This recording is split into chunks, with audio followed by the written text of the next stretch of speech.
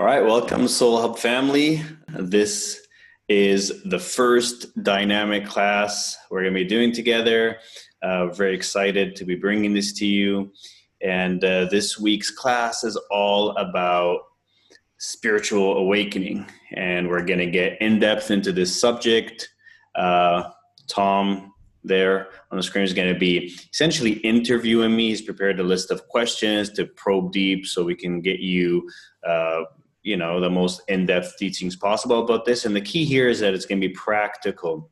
So it's not just going to be a bunch of information. We're going to cover information, what is spiritual awakening? What is it not? What are the different traps? How you can induce it? How you can accelerate it? All these different things. But it's going to be related to how you can actually put this to use in your daily life to actually transform your life, which is the key. So this isn't just about collecting a bunch of knowledge. This is about actually being able to do something with it and to rise to a higher level of consciousness that you can hopefully sustain. So we hope it'll serve you, and I'm going to let Tom take it away, and let's see what he has in store for us. Yeah, so spiritual awakening, it's a huge topic because it is truly the foundation of what we're trying to do here at Soul Hub, right? So what I wanted to ask you was, what is spiritual awakening exactly? I mean, how would you, Ziad, define what it is?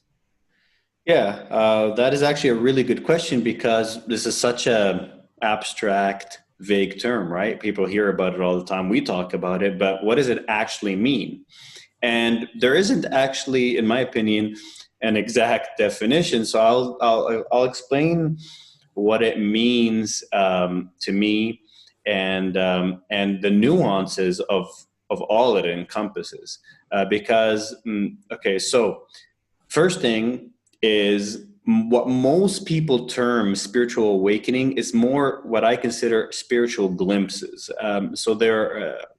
You get into different states of consciousness that gives you a glimpse of something other than this seeming reality.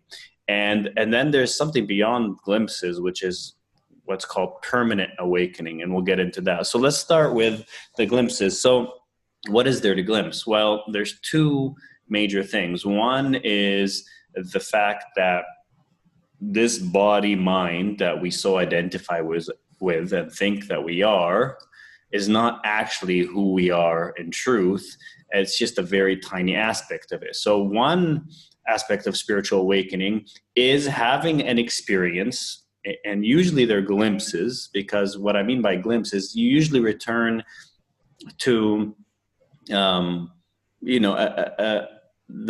normal way of life afterwards, but something within you has changed, but not everything has radically changed. Usually that's how it is, and we can talk about more about that later. But the main thing is you experience yourself as something more than this body, and that can be, for instance, an out-of-body experience where you experience yourself as disembodied spirit.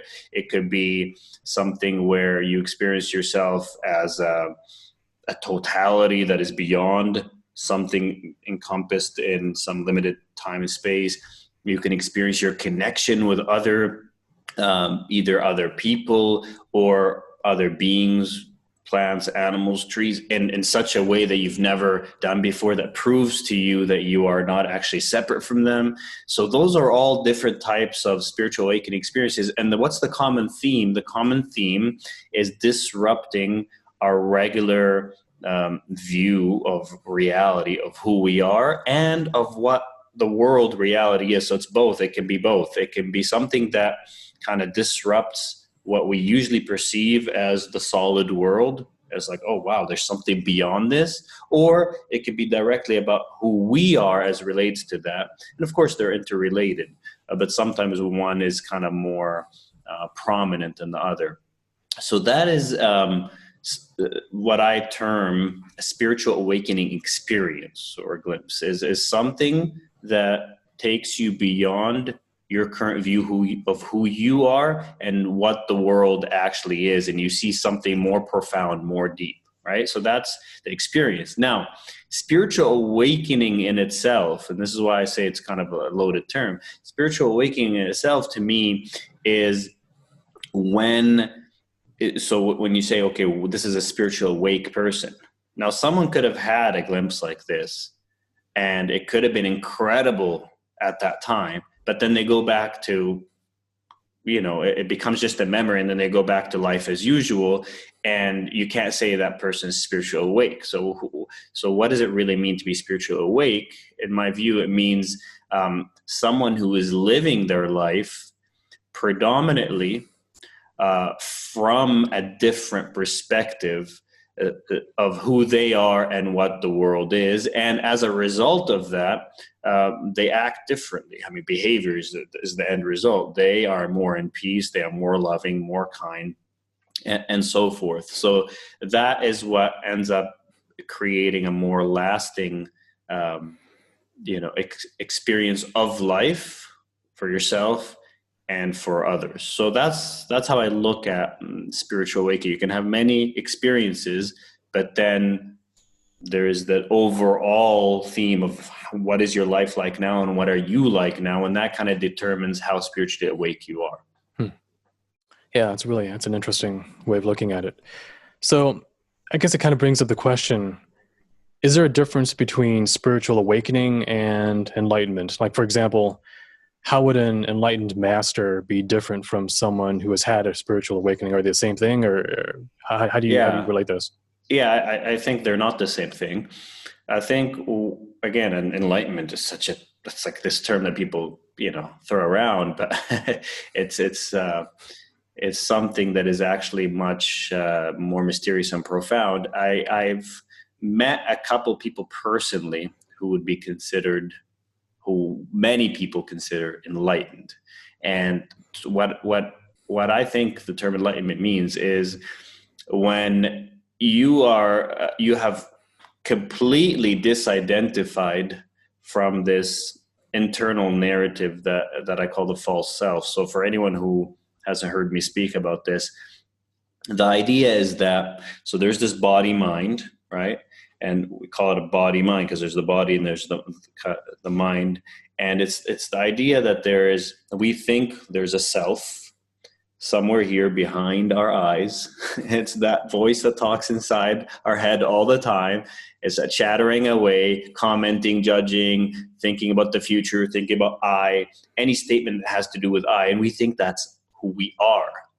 Where the truth is, that's not actually who we are. That is a set of conditioning and beliefs and programming that are essentially patterns that the brain is generating, and the awareness that we are, the consciousness that we are, identifies itself with these thoughts and thinks, oh, I am this body, I am this personality, I have this history.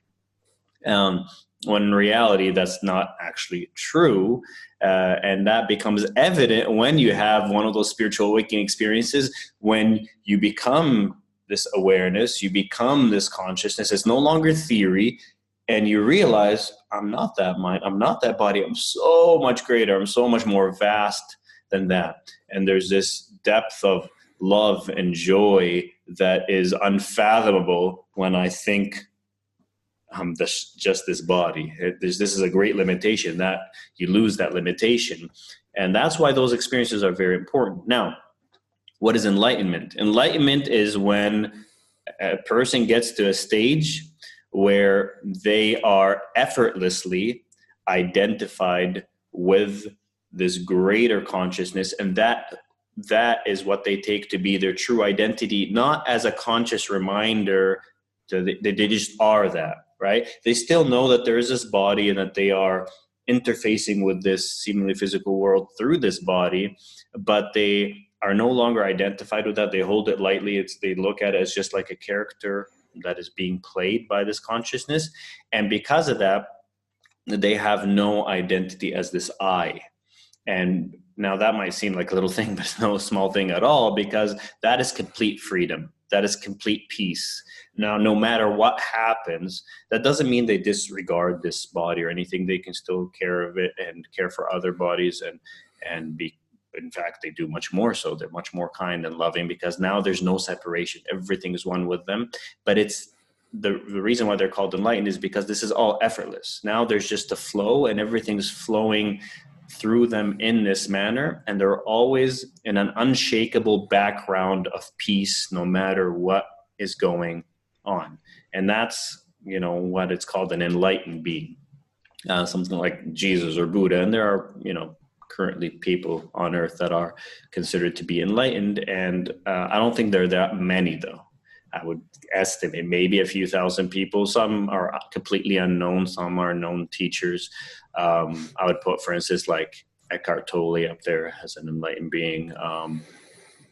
If anyone's heard of him, Mooji, Adyashanti, there's a few there that are, what I would consider an enlightened being. Personally, one I know that I would consider that, although of course he doesn't call himself that, is Richard Haidt, who's my mentor. But the thing is, no enlightened being will ever say, I am an enlightened being. Why? Because they don't have a sense of I. Who is this I? That's just the thought stream again.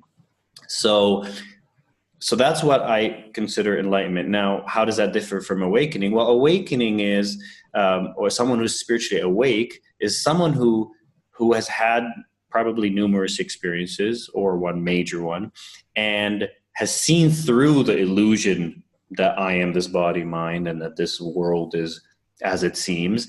But it's not completely effortless, or they're now fully identified with their true nature. So there is a conscious effort that needs to be applied, that they are continually re-identifying with that and trying to stay in a state of presence. And that simply means out of the mind stream, out of identification with this seeming self that is within me, and just being in the state of presence, allowing the flow to lead them through life. So that is someone who's spiritually awake. And there's levels, and clearly, what do the levels mean? The more effortless and natural the presence is, and the more time you spend in presence during the day, the more awake you are. Until if you're always in presence, that's enlightenment. If you're often in presence and then sometimes snap into thinking that you're this character, that's someone who relatively quite spiritually awake. If you're most of the time thinking you're a character and sometimes feeling in a state of presence, then you're someone who's awakening, right? And if you never are in a state of presence, you're always identified with the character, you're said to be, kind of spiritually asleep, for lack of better terms. So that's how I look at that. Yeah, that's a really good way of putting it. Yeah, because I've known many different kinds of people that are at different stages of spiritual awakening. And the ones who, by your definition, would be enlightened are very, very few and far between. Yeah. Yeah. But it's definitely a logical sequence between the beginning and end of that spectrum. It's almost like being on this long journey, and you can see the mountain peak off in the distance. So you've got a glimpse of it, and you know what direction you're heading, and you just walk the journey, and eventually you're there. But whether you're there or whether you're at the beginning of the journey, all of you are on this journey of awakening. So yeah, that's really beautiful. So exactly. So I guess it brings up another question. The spiritual awakening, you mentioned that it's more of a gradual thing, okay? And do you think it takes a lifetime to achieve? Basically, what I'm trying to ask is, how long do you think it takes to reach enlightenment, and what does it depend on? Do you think? Yeah, so I think it's not always gradual. Sometimes for some individuals in history, it's sudden. Like for instance, Eckhart Tolle or Byron Katie, it was just at one point they were completely depressed, and then suddenly, bam, and they're completely awake to their true nature, and they never went back, and that was it. And they were in peace and bliss for a couple years straight, and then utter bliss, and then it kind of normalized, but that peace never went away. That can happen, but that is Ramana Maharshi, that's another historical figure that happened to, just sudden awakening, sudden enlightenment actually, but that is very rare. And what I think a danger is here is that people hear about those stories and then they want that to happen to them. And in the process of really, and I've experienced this, I'm speaking from experience here, in the process of really wanting that to happen to you, what happens is that you're actually perpetuating the egoic false self even more, because anytime you have this really strong desire and this grasping and this need, you're essentially rejecting the present moment. and you're reaching out for some future state that you think will make you much happier, more peaceful. And by definition, the enlightened state is a full acceptance and presence in this moment. So there's no way you can get to it by holding it off as this thing in the future that you're trying to reach to, although that's what we naturally do anyway. It just happens. That's just how the mind works. But as you mature in the spiritual journey, you start focusing less about this future enlightenment that you're going to achieve and more about realizing, well, if it's this infinite timeless state, that means it's also here now, regardless of where I appear to be in my personal journey. So I guess it's a good time to bring up, there's an absolute level and a relative level in spiritual awakening. The absolute level is that every single one of us is already fully our true nature, who we are, fully at peace, fully limitless already. Not something in the future, in the distance that we're going to get to. However, there's the relative side, which includes this body, mind, and that's really what awakens. And that seems like a journey to some future destination where we're much more in peace, we're much more happy, and so forth. And so the key is to kind of hold these both perspectives at the same time. So it's not that you say, well, so one mistake people make is say, well, I'm already, limitless and whole, and so I don't have to do anything.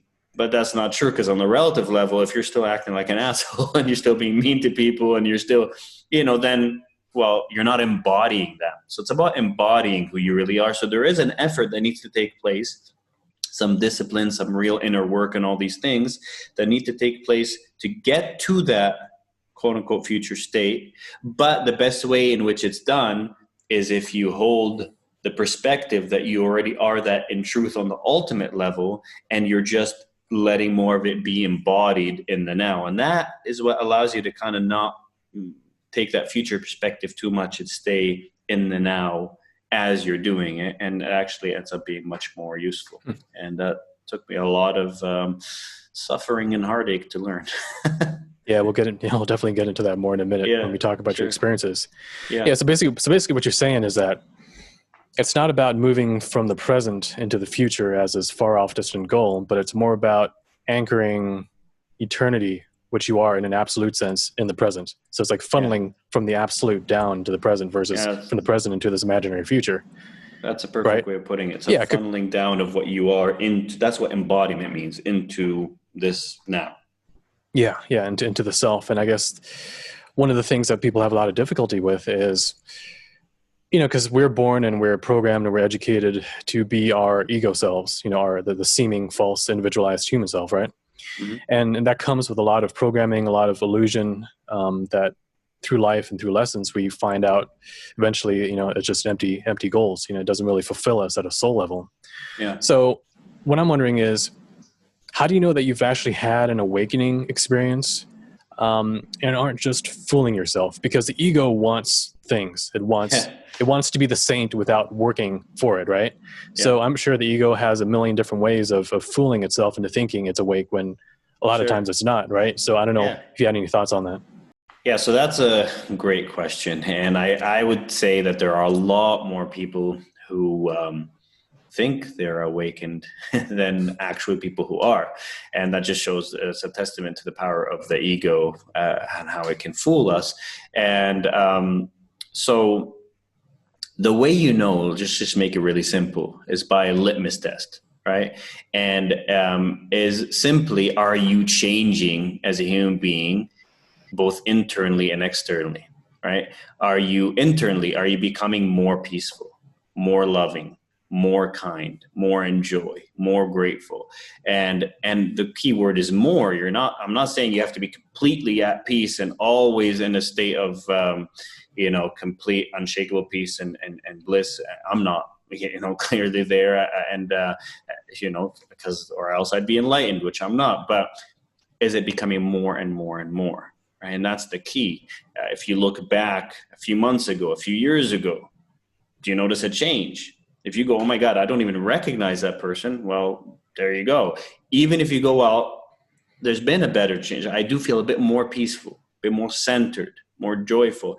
That's internally, but also externally. I'm being more kind, less selfish, more loving, more connected to others, then you know it's authentic, because that's the true litmus test. It doesn't matter if you've had these incredible rapturous experiences, right? And you go on Facebook and you're telling everyone how you are awake because you've seen the nature of reality, but then you're still an asshole and you're being unkind, unloving, and selfish all the time without even, and then if people point that out, you take, offense, and you take the view that you don't want to learn, you don't want to grow, then I don't think that's an authentic spiritual awakening. It really has to do with how embodied it is.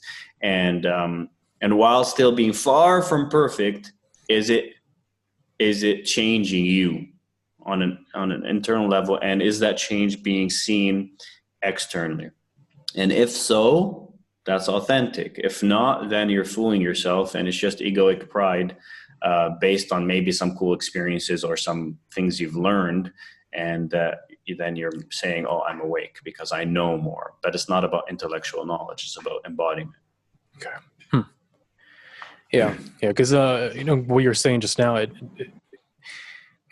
there's an interesting part about how it depends on what part of you changes, right? So when you go through the spiritual awakening process, do you come out a totally different person, or what part of you changes and what part stays the same? Or like, what parts do you think count as far as like what needs to change through this process? Yeah, well, I've heard that even completely enlightened beings, some things stay the same. They might have some what would be called annoying habits, or things that are seen as negative by others that stay the same as this character and this body mind. That's just the way it's programmed. That stays the same. But for the most part, everything else changes. I think on the less extreme end of the spectrum, I think it's gradual. From my own experience, some things have changed and some things I'm still working on changing. So I think things change and continue changing as you grow more maturely into the awakening. And what is essential to change is anything that creates further separation and creates disconnection from others, anything that creates a lack of love, a lack of kindness, is the thing that will continue changing and kind of being essentially dissolved.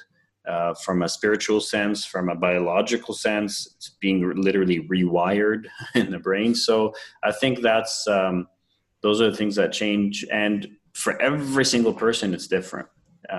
Again, some people can have sudden, huge changes. Some people, it's very gradual. It's almost imperceptible. Then they look at themselves a few years later and they're a different person. So that's why it's good to understand all these things of how it can all happen, but it's not very helpful to continue to compare yourself to others and think that if you hadn't had a sudden huge change that nothing's happening. No, you got to be fair and look at it and see celebrate every little positive change, because it is really good.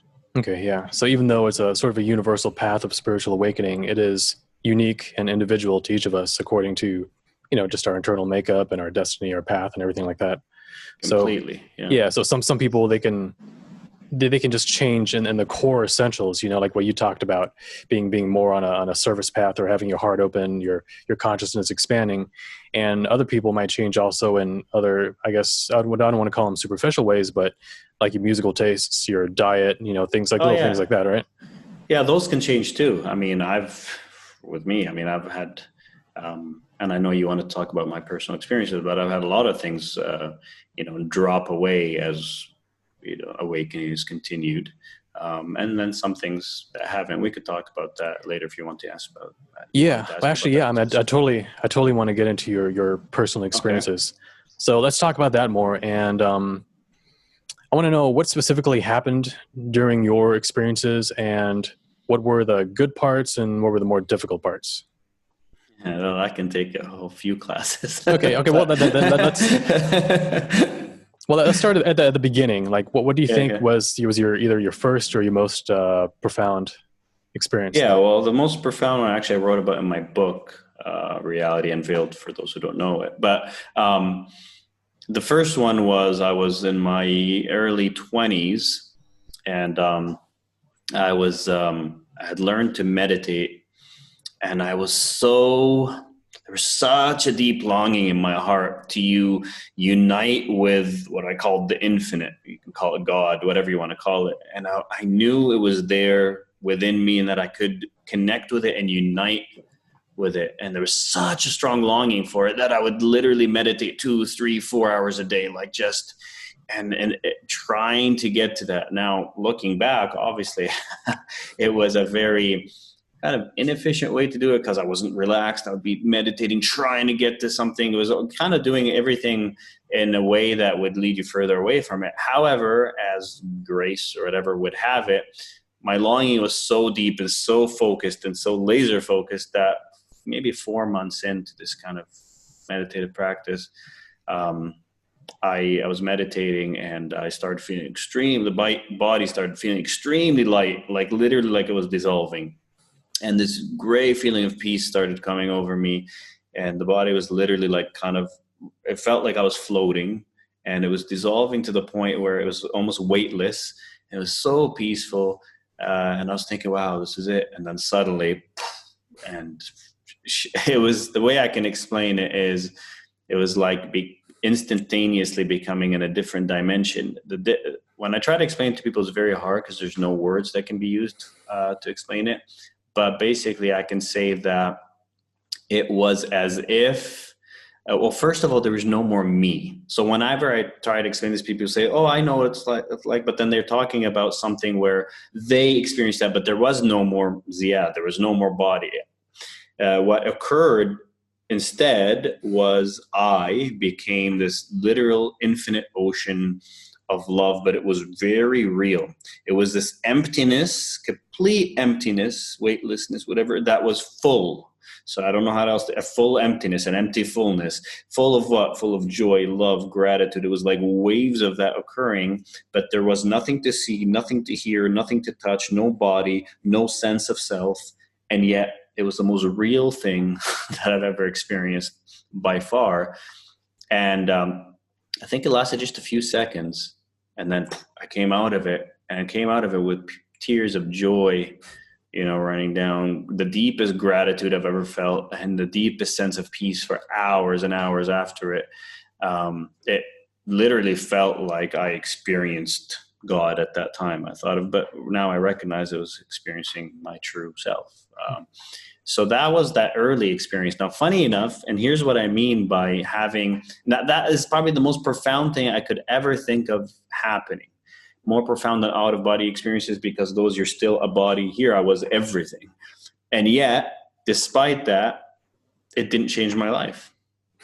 I didn't become less selfish, more kind, more loving. I did for a little while, don't get me wrong. After that, I just want to call my friends and family, tell them how much I love them. And for a little while, that continued. But overall, I was still essentially me, unchanged, which shows that sometimes even the most profound glimpse remains just a glimpse. And there still needs to be a process of embodying that is very much based on an essential rewiring of the body-mind mechanism and a lot of different types of work that clear away this heavy density, this heavy conditioning that is here before you can experience that more fully in your life. So that's what happened for me. However, what that did was it acted as this rock, as this foundation where anytime I had doubt about life, about myself, about that memory would come back. Is like, but I know, I don't believe, I know that I'm not just this. I know that this world is not just this. There's something so much more profound. And so that was very helpful. So many times over the years, I'd keep coming back to that. That's what that acted as. Now it also acts, I use it now all the time still, that memory of that, as a way to connect with my more infinite nature. Just by the first tiny little memory of that snaps me into this more expanded state where I could I obviously can never regain that. It was so otherworldly, but I can kind of remember the infinite love and joy and peace that was in that.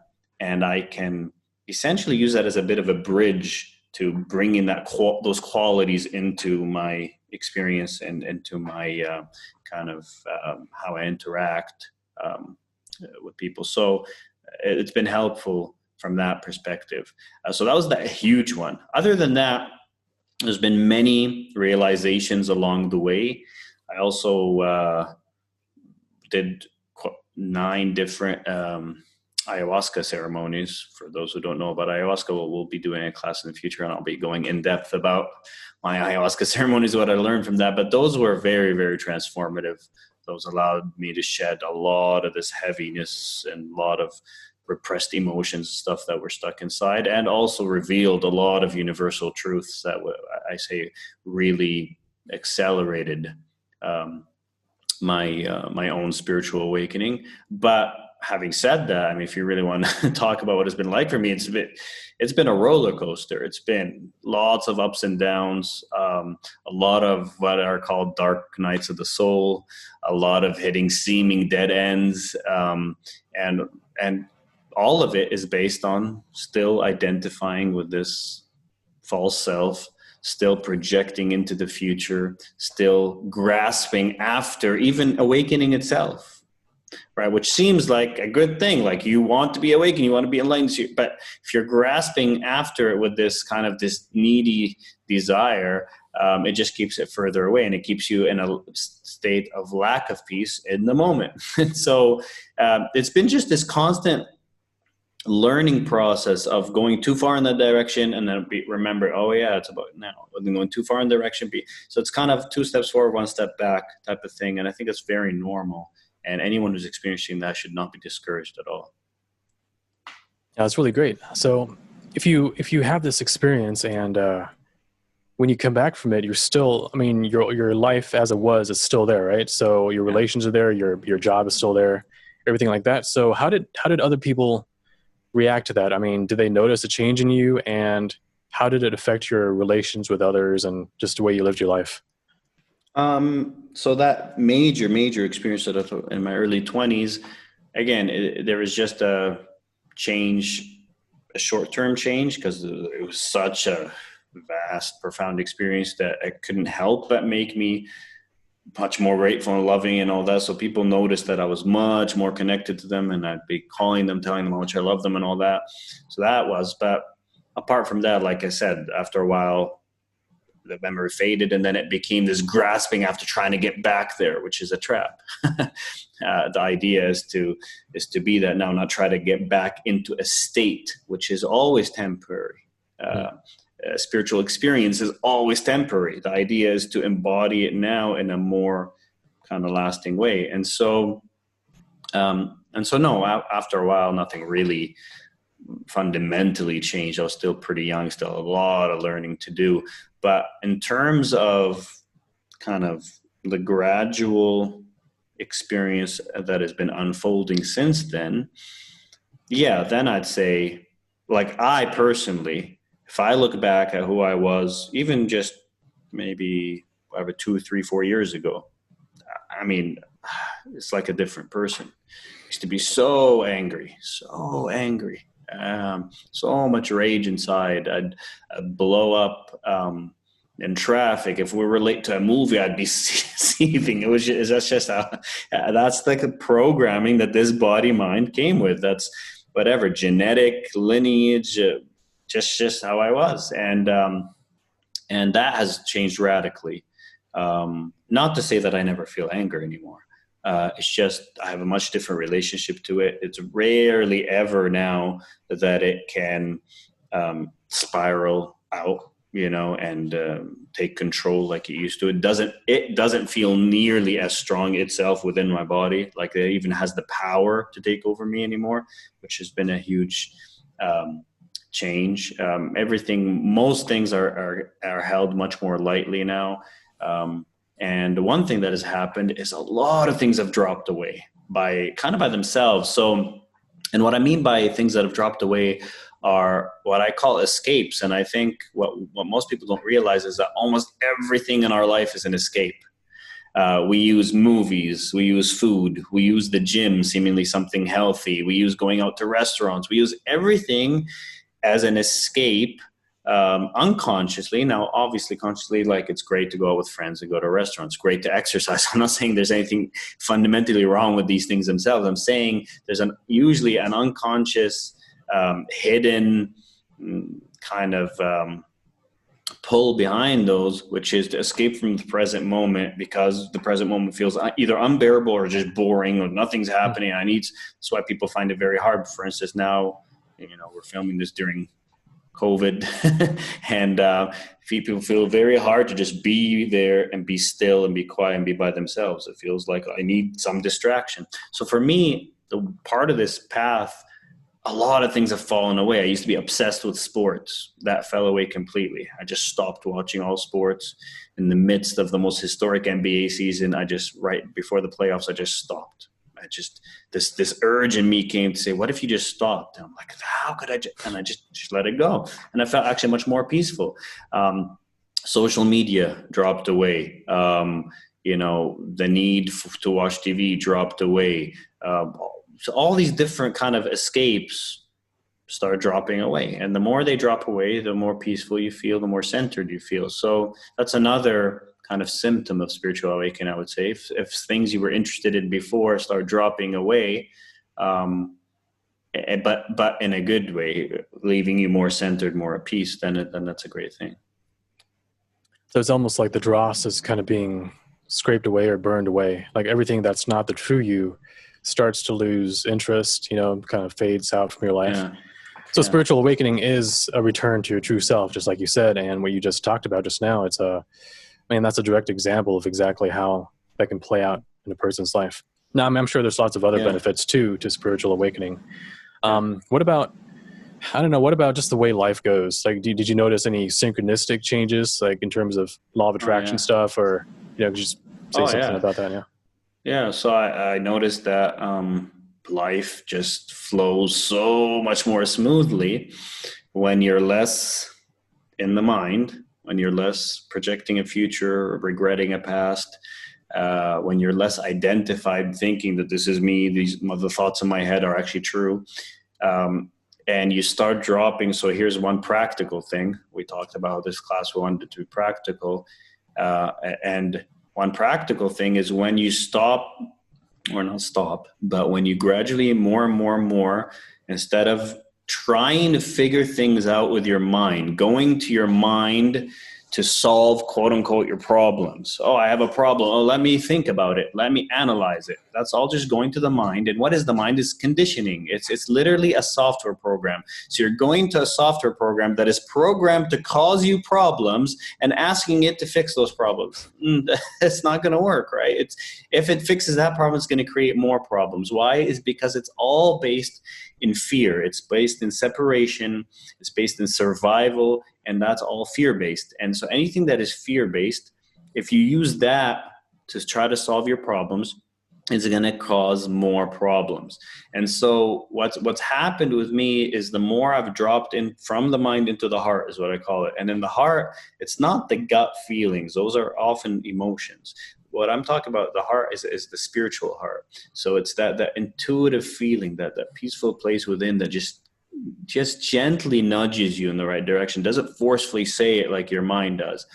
The more I've dropped into that, and the more I've allowed that to make the decisions, the more synchronicities have been just incredible. Unimaginable things that I would just resources coming to you at the exact right time, meeting the right people, at the right time.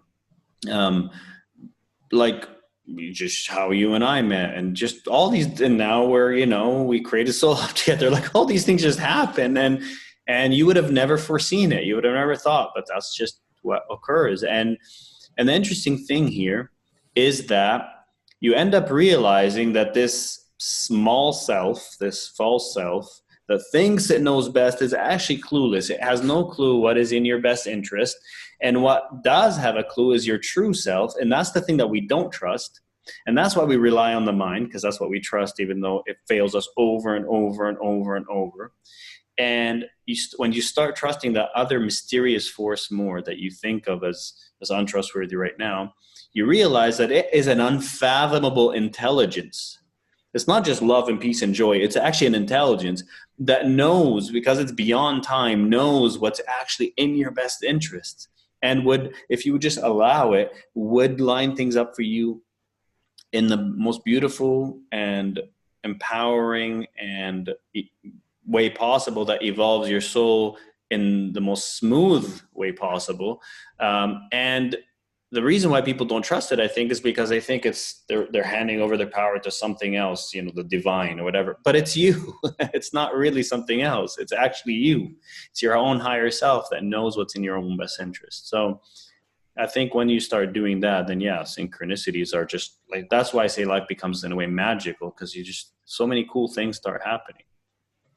Yeah, well, I'm sold. I mean, it's a great thing. So, I mean, I think a lot of people would want to know, how do you even get started on this path? Well, I mean, a lot of people watching have started in their own way, but how can they just get along it? What can people do? Like, what do you think are the essentials for being on the spiritual path of awakening? What people can do is consistency. That's key, right? That's key. You can't just have some spiritual experience or read a book and then just go about life as normal and relegate this to something you do on the side. It has to be infused as part of your life for a radical change to occur. It has to be literally part of the fabric of your everyday life. Now, people go, well, I'm so busy. How can, but that's why you can fuse it right into your life. So obviously what I would suggest is daily meditation. And why meditation? Because meditation allows you to disidentify with the thought stream, no matter how momentarily, and experience something beyond it. And the more you do it, the more that actually literally rewires your brain, right? It's not just something that just feels good in the moment. It actually creates new neural pathways in the brain. This has been proven scientifically. And this is what needs to occur for embodiment of spiritual awakening to happen, because you can intellectually understand that you are much greater than this. But if your brain is still wired to believe that I am just this, I am this voice in my head, you're just going to default to that over and over again in your interactions in your life, and it's going to cause unhappiness. But for instance, meditation, the more you actually experience yourself as this stillness, as this emptiness, as this joy, you experience it as you, right? Not you experiencing it. If you're doing meditation correctly, you're experiencing as yourself. The more disidentification there is with thinking that this is just you. And that creates actual literally new wiring in your brain, which helps you change, right? So, but that needs to be done consistently. So consistent daily meditation, even if it's literally just 10, 15 minutes a day, is much better than, for instance, 1 hour once a week. Just short periods, but consistent. And also consistent application of the principles of spiritual awakening. What are the principles? The principles are that I am not just this body. I'm limitless consciousness. I am connected to everything. I am one with everything. So that's why kindness and love and gratitude and all these things. And bringing that perspective into your everyday life and using that as you go about any typical day, seeing through those eyes is what I say, right? Seeing through the eyes of consciousness. How would a limitless consciousness that is loving and kind and connected with everything see others, and how would it be in the world? That's the question you continually ask yourself. And then of course you're going to fail a million times, right?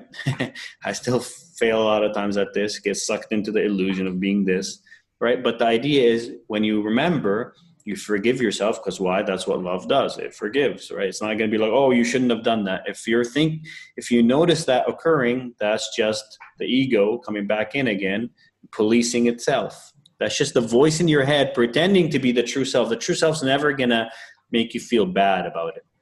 It's just going to be anytime, oh, fresh slate. It's always a fresh slate. Why? Because it's always now. There is no past. And so anytime you notice you've been in the mind, you've been unhappy, being angry, whatever, you can snap back into this expanded state of awareness and just be back in kind of this more centered place, and fresh start, right?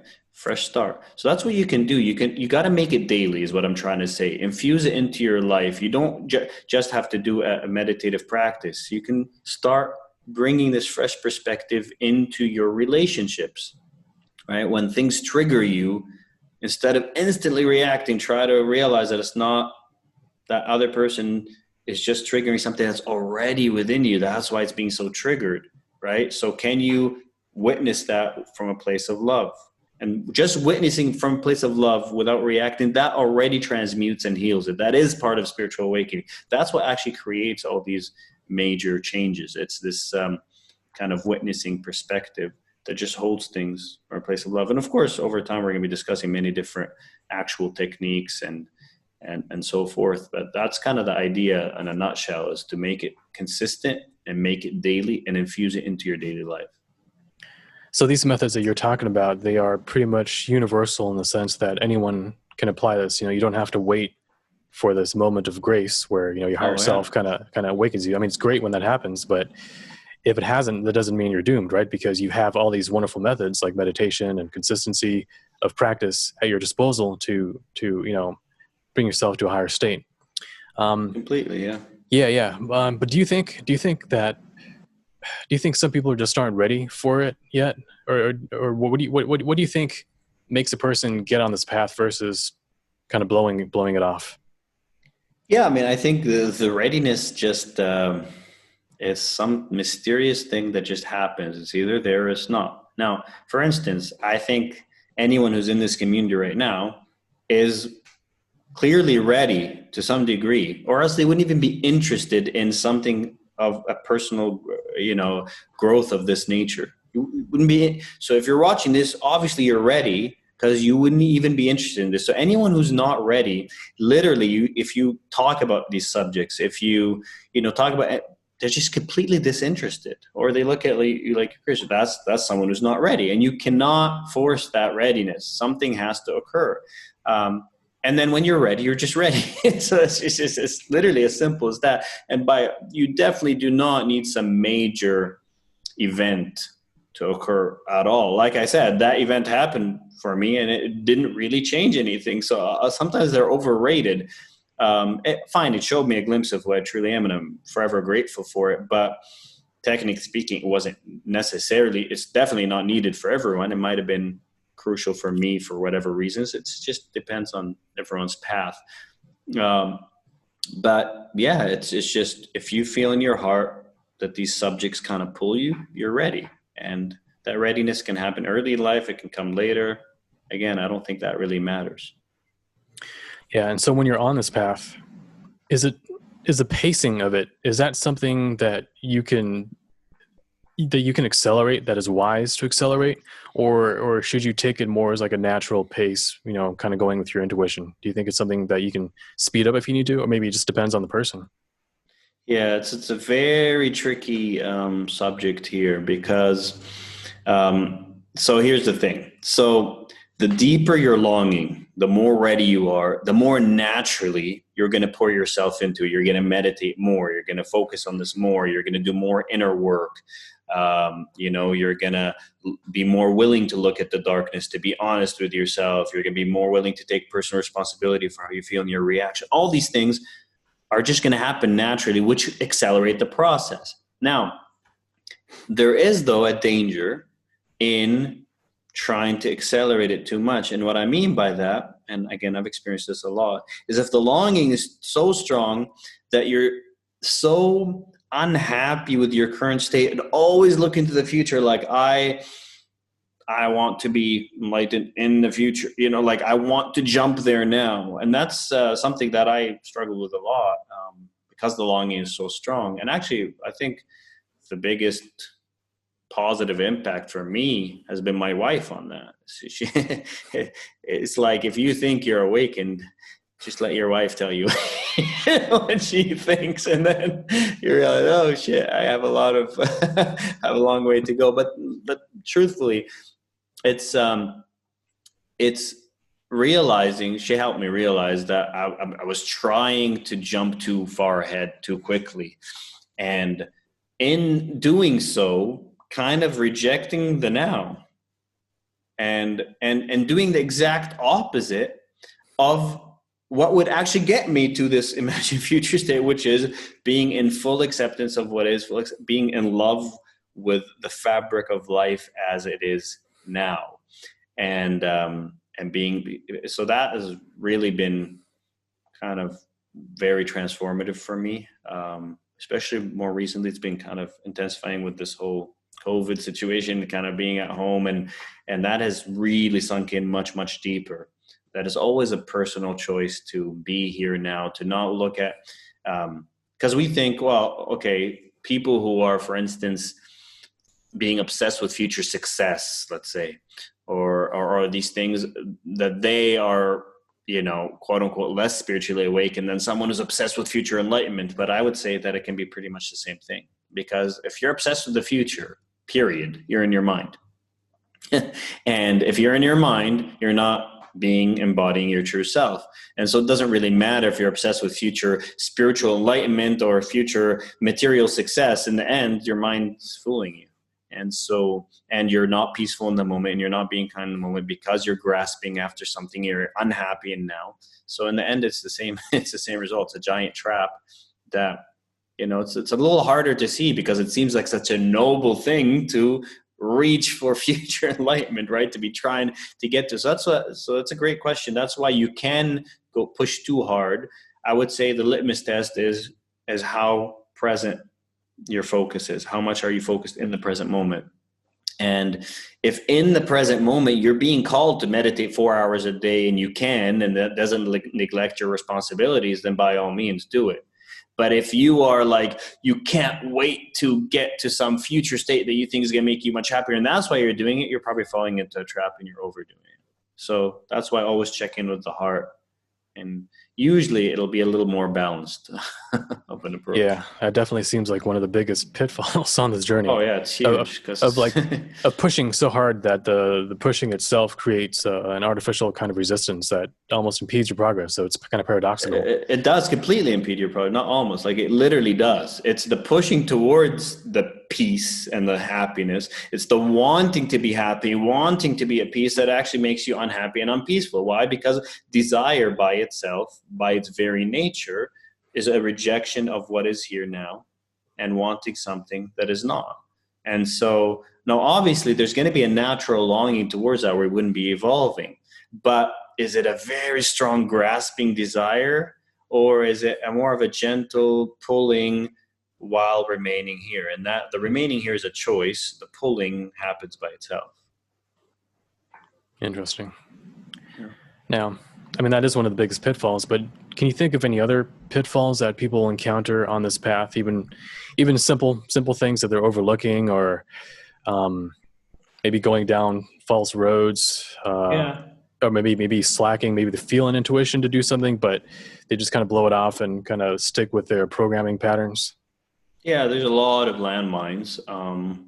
For instance, one is spiritual arrogance on this path, is that thinking that just because you had spiritual experiences, or you're quote unquote more awake than others, that makes you somehow superior. Even if you feel it at a subtle level, you look down kind of subtly at people who are quote unquote not awake, or the masses who are asleep. But that's just a judgment. That's still the mind that already puts you in a place of judgment. And whenever you're in a place of judgment, that's not a place of love. So there's instantly peace lost there. And it just reinforces this self that is better than others. It needs comparison. It needs to say, I am more awakened, but it's still the I, and it's still intensifying that egoic pattern. And so that's one big trap. I've fallen into that many a time and it's not like, see, the thing is, you don't think you're being arrogant when you're doing it. That's why you can easily fall into it. You just think you're being, you're like, I don't know, sometimes you even think you're being objective. Like, clearly I'm, more awake than that person, but wait, why do you even need to make that assessment? What benefit does that even bring? Zero. And who is this I? Anytime, look, here's a simple one. Anytime you find an I statement, that's the ego. Because you don't really need to even think I am more than this or better than that. It doesn't bring any benefit. And so if you find yourself thinking that, you're falling into a trap.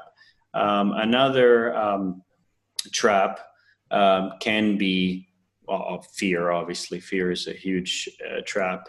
Thinking that as I awaken to the truth of my being and realize I'm not this body mind, am I going to lose who I am? People are terrified of that. And it's a scary thing because the ego feels like it's dying. Like, oh my God, what about my family? Am I going to still love them the same? What about my job? Will I just lose that if I don't? But that's not what actually happens. Those are all actually still mind-based fears. The mind is fooling you without you realizing it, because what actually happens during awakening, even though you start disidentifying with this body mind, it's not like you become nothing. There's still a presence there.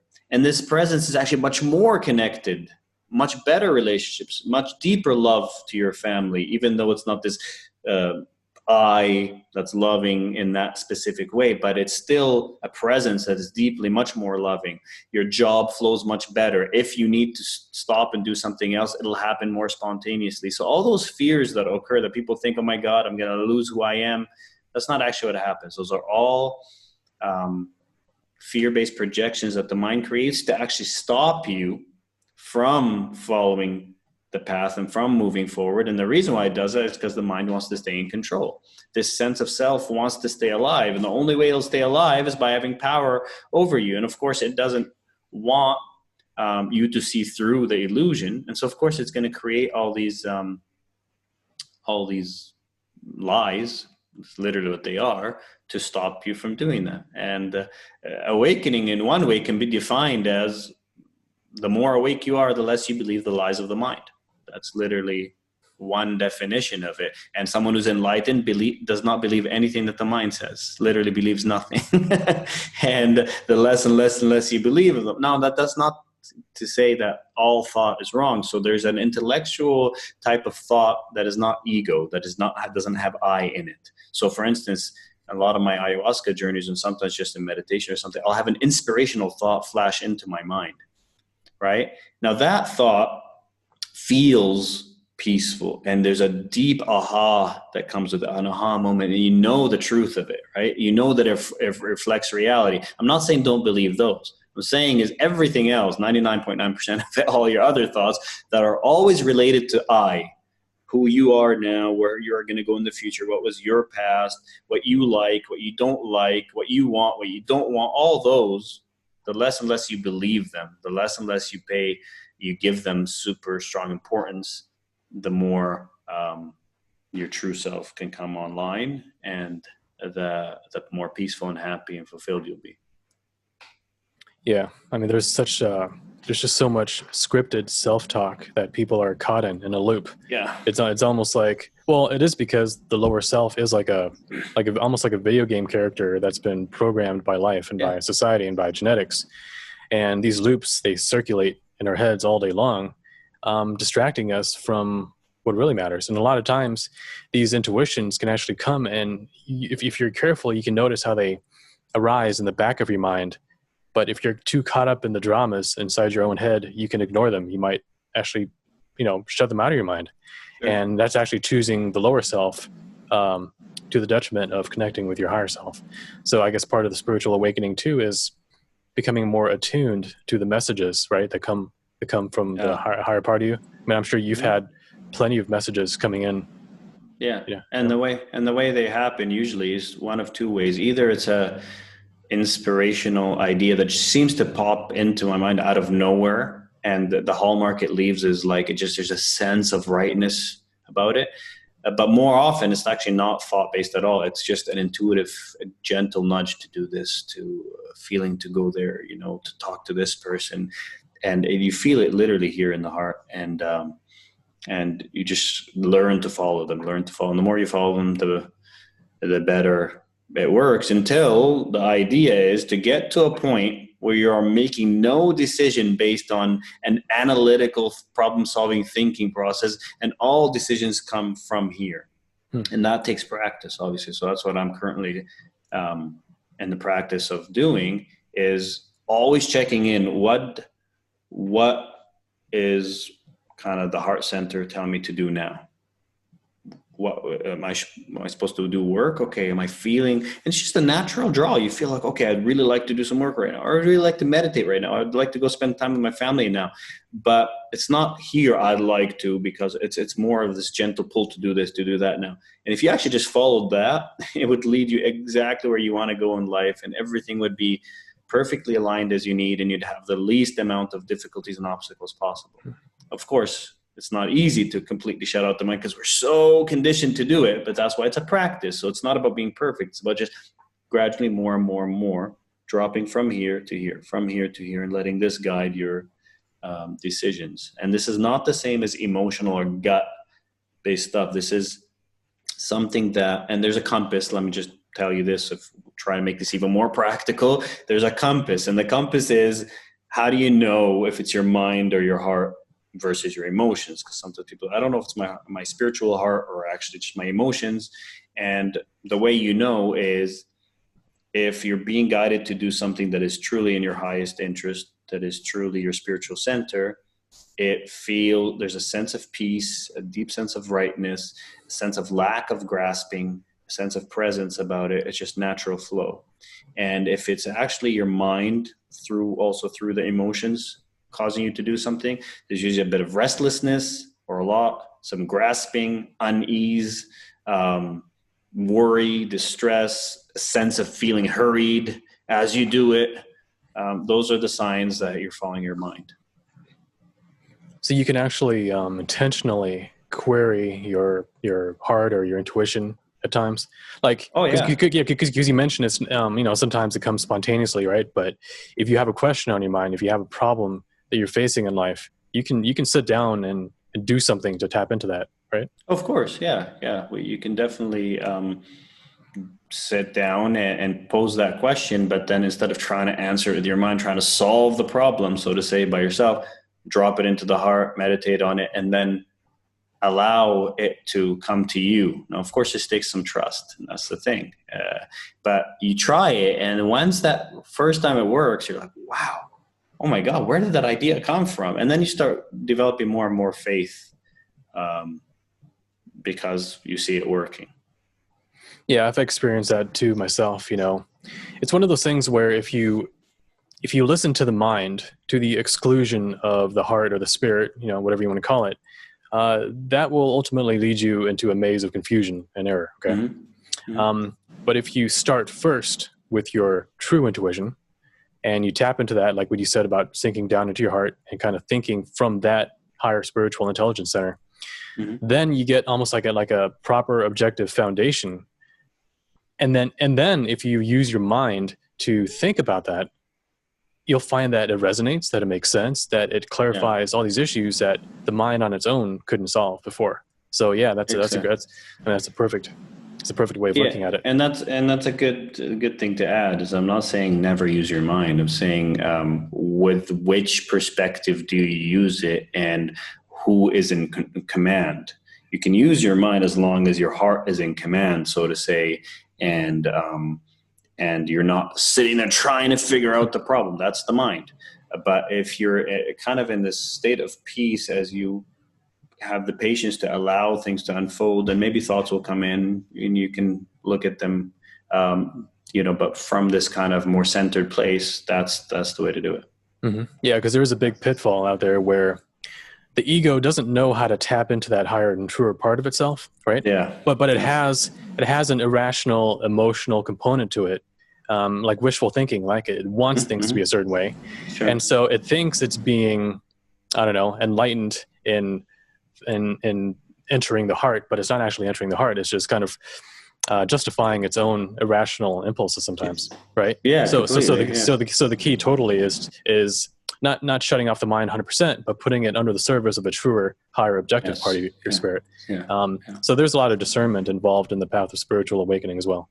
Yeah, it just takes practice and a lot of kind of trial and error until you start figuring it out. And it's just just use the compass. So what brings you peace and what makes you suffer? What makes you suffer, stop doing that or do that less and do more and more of what brings you peace and happiness. Yeah, exactly.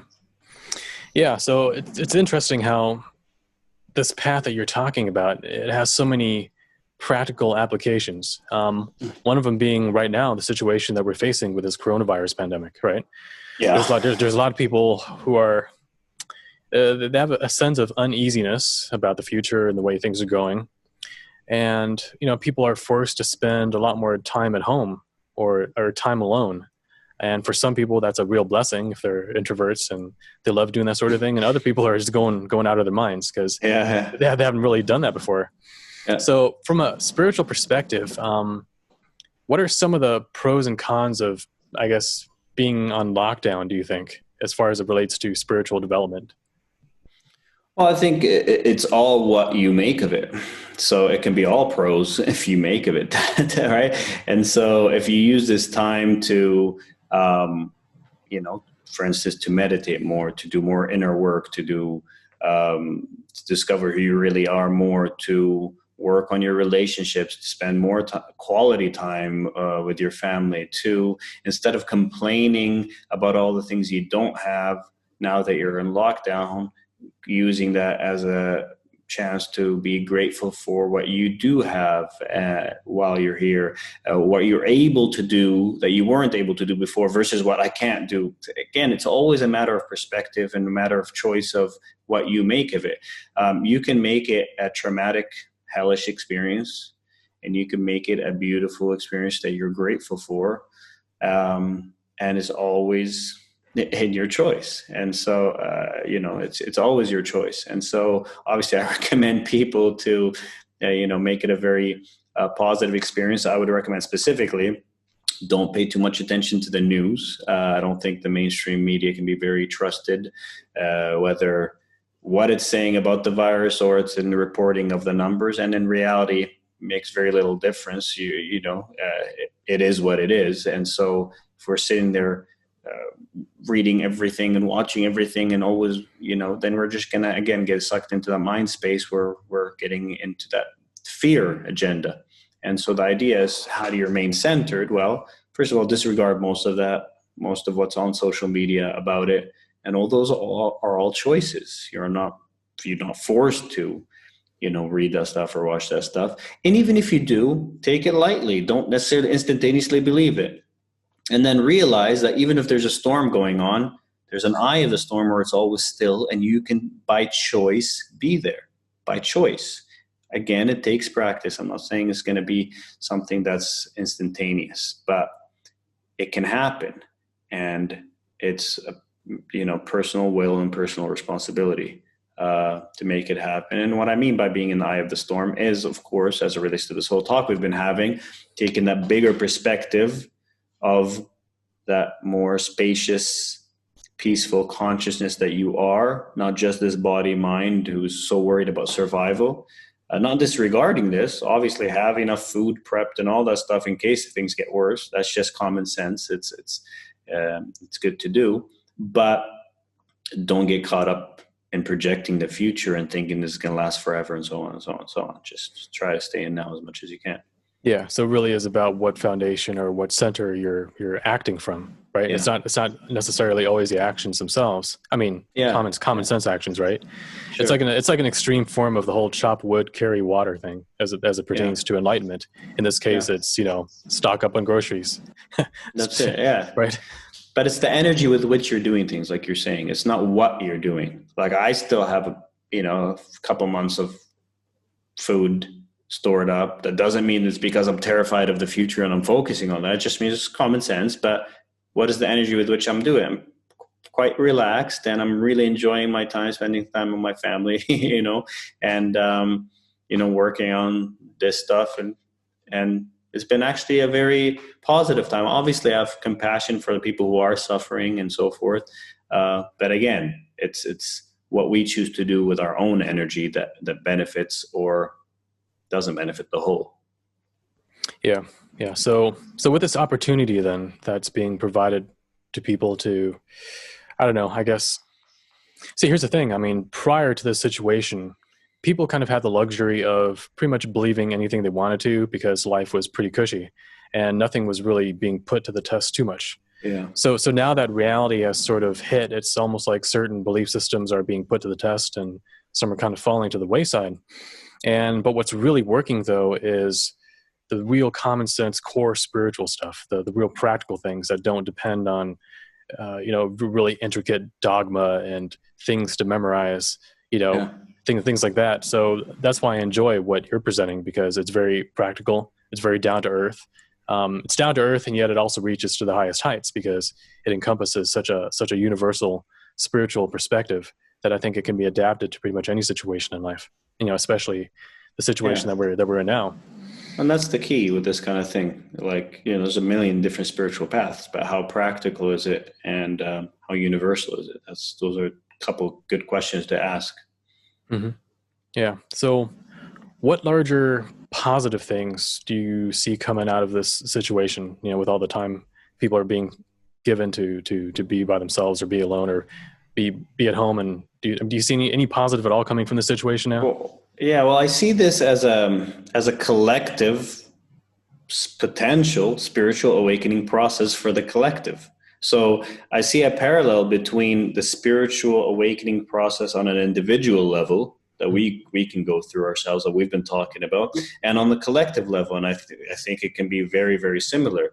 What happens on the personal level when you're going through a spiritual awakening is you have to, it's not all roses and butterflies. There's beautiful moments, there's more peace, there's more love, but there's also having to meet and face your inner fears, your inner darkness, and allowing it to come up willingly and holding it in this kind of space of acceptance and love, and a witness that is not trying to run away from it, but is also not trying to indulge in it, just kind of be there with it. And that, mysteriously enough, transmutes it. That alone is enough, just that awareness.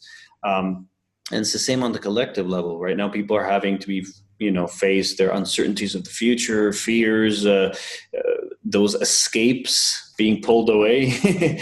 You can't do all these things you used to be able to do.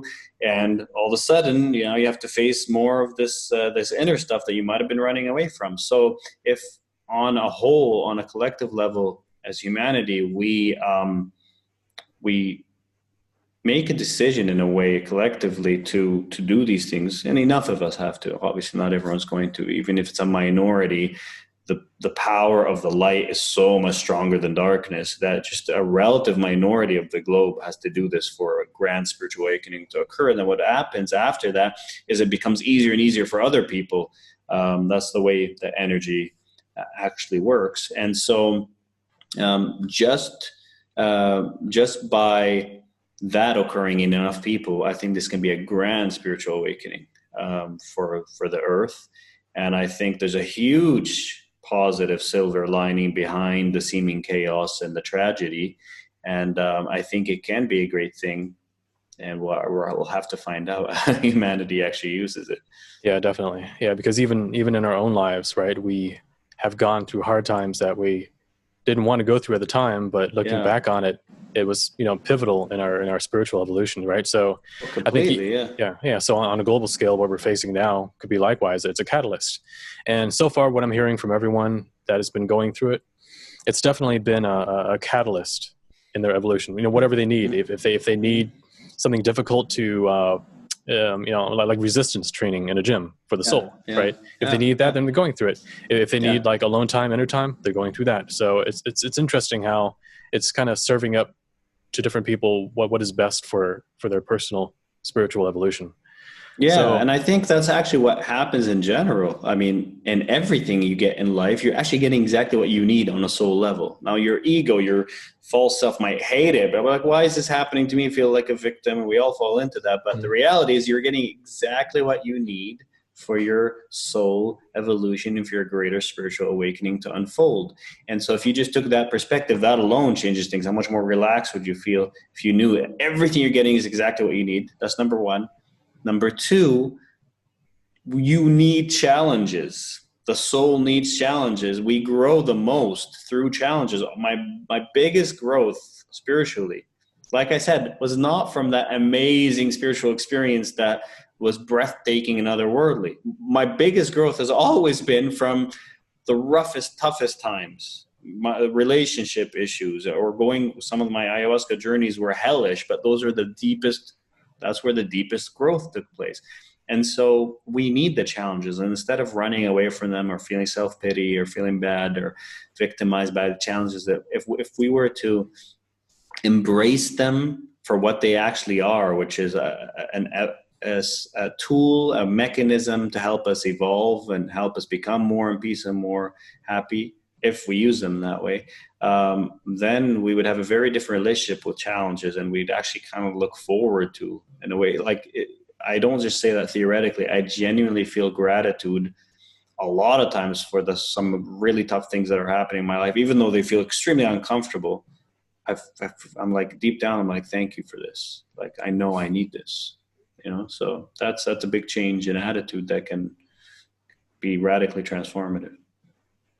And just for fun, what kind of world do you foresee happening if everyone, well, a lot of people, enough people were to become spiritually awakened? Like, if we were to fast forward, could be decades, could be even centuries. I do believe that's 100% possible. But I think just what do you sort of envision would be the world be like if what we're talking about here were to become first reality? of all, personally, I don't think it needs to be decades or centuries. I think, because like I mentioned, it doesn't have to be everyone. I think if just enough people become like that, because on an energetic consciousness level, everything's actually connected. We're not actually separate people like we seem to be. If just enough people, and when I say enough, I would say personally, it's like a few 100,000 truly awake people could be enough to shift the entire globe. I don't think it needs tens of millions or anything. But if enough people get to that state, then what I think we would see, and I think this could happen within a few years, honestly, given much greater cosmic forces, which maybe we'll discuss in the future. I know you're an expert in that topic, but I think what we'll see is a world that is radically different, a world where there's definitely no poverty, no homelessness, because we know there's more than enough resources to go for everyone, a world where greed and that type of self-centeredness, I mean, that's what causes greed, is not at the forefront. And that changes everything. When you're connected to everyone and everything because of your spiritual awakening, then it's not just going to be looking out for number one. You're going to think about and genuinely care about the good of the whole. And that includes people, but also animals, how we treat animals, how we treat the environment. So I think it will be a world where it's like a utopia type of world, where it's not that there's zero problems, but it's a world where people do what they love to do, because people are free to do what they love to do. All the jobs that no one really wants to do, you can easily get technology to do those types of jobs. Society flourishes by each person following their heart. There's kindness, there's love, there's no wars and no violence. There's just governments that actually care about the welfare of people. The environment flourishes. I think we'd become a spacefaring society very, very quickly, because I think the technology is there. I think we'd have free energy, because that's clearly there. There's so many patents that are suppressed. I think everything would become organic again. We'd relearn about natural healing. We wouldn't need medication. I mean, it's a beautiful world. Yeah, I really hope for that too. And Yeah. And it definitely, no, it's going to happen. It's going to happen because the direction that everything is going, and I'm not talking about mainstream news. I'm talking about in your own life, in my life, and in the lives of everyone I know. It's all pointing there, right? Yeah. So that is what we can hope for, but it's not the only thing to hope for, because hope is right here, right now, in the present. In terms of, that's the key. Who we are. That's the key. So it's okay to see this as a possible future and kind of align towards it. But at the same time, what I've noticed, one mistake I see happening in quote unquote the awakening community, is people that are desperately waiting for this future, can't wait to get there, while again rejecting the present and rejecting their responsibility to be here now, to embody the truth now, which is what will help get there, versus just desiring and what can't wait to get there, which is actually what's keeping it away, because you're not in a state of peace. And every one person's energy is being added to the whole and to the collective. So if all these people that know this is possible were to stop focusing, oh my God, I can't wait to have that, and giving their power away as if they're waiting for some grand event to happen by itself, if they would start focusing within and doing the work necessary themselves, it would happen much faster.